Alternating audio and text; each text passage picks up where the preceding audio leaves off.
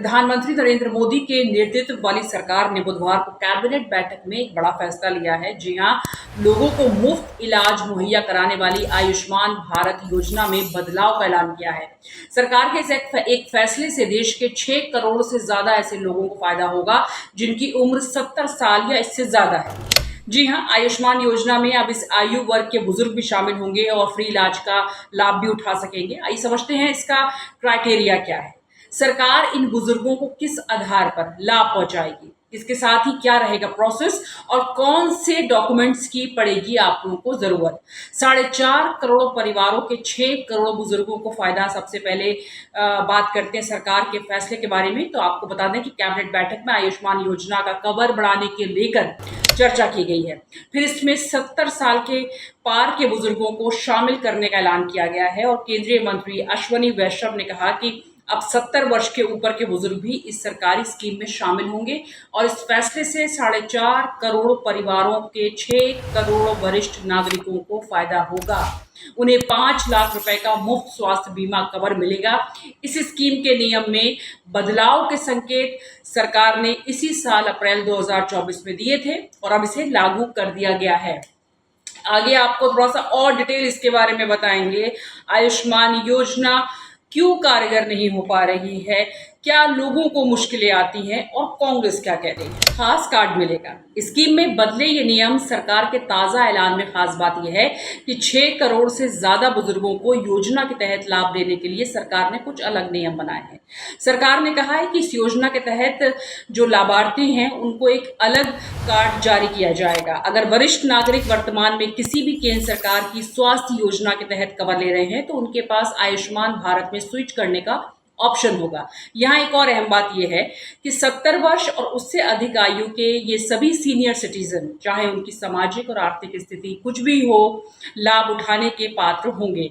अगर परिवार में पहले से कोई आयुष्मान भारत स्कीम में शामिल है, उसकी फैमिली में 70 साल से ज्यादा उम्र का कोई बुजुर्ग है तो उसे 5 लाख का अतिरिक्त कवरेज मिलेगा।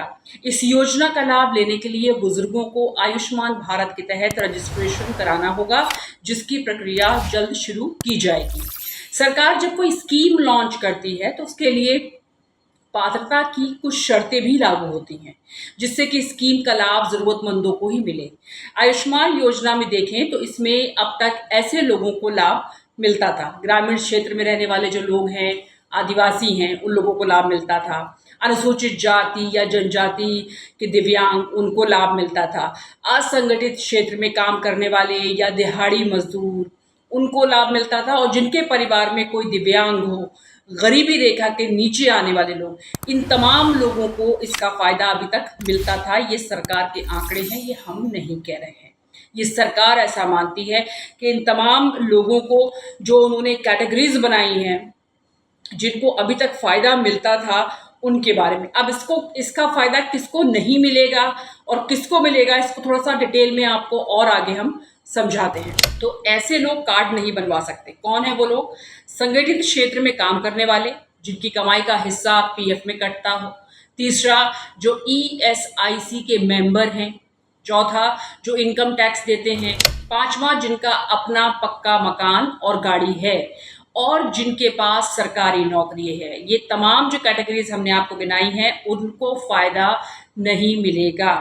तो एक सबसे बड़ी सार्वजनिक रूप से वित्त पोषित हेल्थ बेनिफिट स्कीम है ये, जैसा कि सरकार बता रही है, और कई परिवारों को इससे फायदा मिलता है। 55 करोड़ लोगों को कवर देती है। सबसे खास बात यह है कि परिवारों के सभी सदस्यों को, चाहे उनकी उम्र कुछ भी हो, योजना के अंतर्गत शामिल किया गया है। इस योजना में 49% महिला लाभार्थियों सहित 7.37 करोड़ लोगों ने अब तक अस्पताल में भर्ती होकर इलाज कराया है और अब तक 34 करोड़ 7 लाख आयुष्मान कार्ड बने हैं। ये सरकार का दावा है। देखिए, हकीकत के इधर अगर हम देखें सच्चाई, तो बहुत सारी सच्चाई है। लोगों को बहुत सारी शिकायतें हैं। अस्पतालों में जो वो जाते जरूर हैं, लेकिन उनको लाभ नहीं मिल पाता है। अब इसका विस्तार किया गया है। 70 वर्ष और 70 वर्ष से ऊपर के लोगों को भी इसमें शामिल किया गया है। लेकिन जिनके पास आयुष्मान कार्ड है, उसके ऊपर एक बहुत बड़ी एक रिपोर्ट सामने आ चुकी है पहले ही, और उसने ये जाहिर किया है कि इस रिपोर्ट से लोगों को वो लाभ नहीं मिल पा रहा है। सिस्टम जिसकी बात हम बार-बार करते हैं। जी हाँ, क्योंकि ये सिस्टम ही ऐसा है कि लोग जाते ज़रूर हैं, आयुष्मान ज़रूर कार्ड बन गए हैं, एक डेटा सरकार के पास ज़रूर पहुँच गया है उन कार्ड्स का कि कितने कार्ड्स बने हैं। वो भी उतना सही है कि नहीं है, वो भी हमें इसके बारे में जानकारी नहीं है। लेकिन लाभ उतने बड़े पैमाने पे लोगों को नहीं मिल पा रहा है, बहुत सारी गड़बड़ियाँ सामने आई। कांग्रेस बिल्कुल इससे इधर सोचती है। कांग्रेस का मानना है कि इससे लाभ लोगों को नहीं मिल रहा है क्योंकि सीएजी की रिपोर्ट तो यही बताती है कि कितना घपला हुआ है इस योजना में।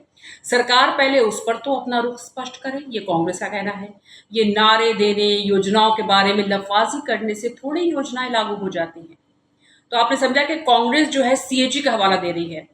आयुष्मान योजना में गड़बड़ियां हैं, आयुष्मान योजना में कई तरह के घपले हुए हैं, इसके बारे में सीएजी रिपोर्ट साफ तौर पर ये कहती है।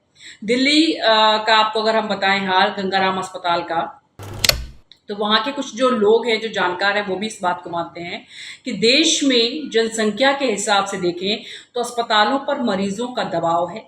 इस स्कीम में सरकारी अस्पताल तो इलाज करते ही हैं, प्राइवेट अस्पतालों को निर्देश है वो उल्लंघन नहीं कर सकते। मुद्दा क्लेम सेटलमेंट का है, तो सेटलमेंट को सरकार सुधारने में लगी हुई है और समय के साथ प्रक्रिया ऐसी होगी जिसमें मरीज को परेशान नहीं किया जाएगा। और साथ ही वो लोग बताते हैं कि चुनौती जागरूकता की भी है, लोगों को जानकारी नहीं है। अगर किसी को ये नहीं पता हो कि उनकी समस्याओं के समाधान कहाँ होंगे तो दिक्कतें आती हैं। लोगों को इस बात का ध्यान रखना होगा। सरकारी अस्पतालों में मरीजों की लंबी कतार को देखकर लोग घबरा जाते हैं, इसलिए वो प्राइवेट अस्पताल का रुख करते हैं। तो ये है ज़मीन से जुड़ी हुई बातें, इसको समझने की कोशिश करिएगा। ये हकीकत है जो ये बताती है कि आयुष्मान योजना तो आप लेकर आ गए, 29,000 अस्पतालों से नेटवर्क है, 29,000 अस्पताल ऐसे हैं जो इस योजना के बारे में जिनकी जिम्मेदारी है कि अगर आयुष्मान कार्ड लेकर कोई जाएगा उस व्यक्ति को वो देखेंगे। लेकिन ऐसा कोई सीधा मामला ये नहीं है।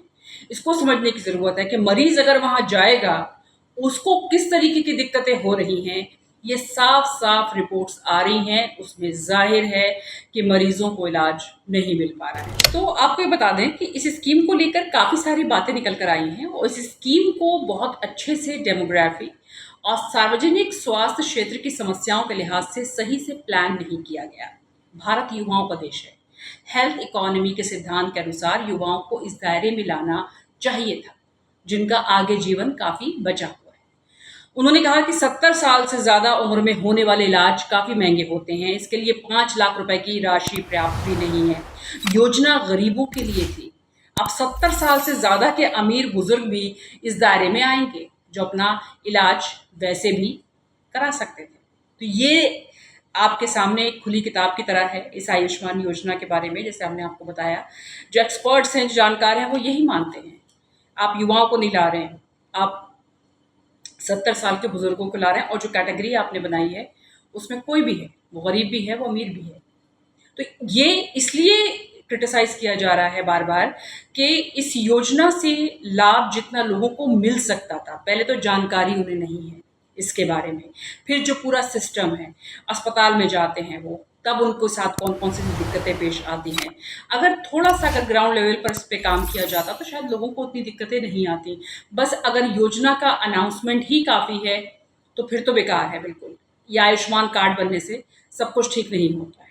हकीकत कुछ और है, शायद हमें वो समझना चाहिए और वो देखना चाहिए।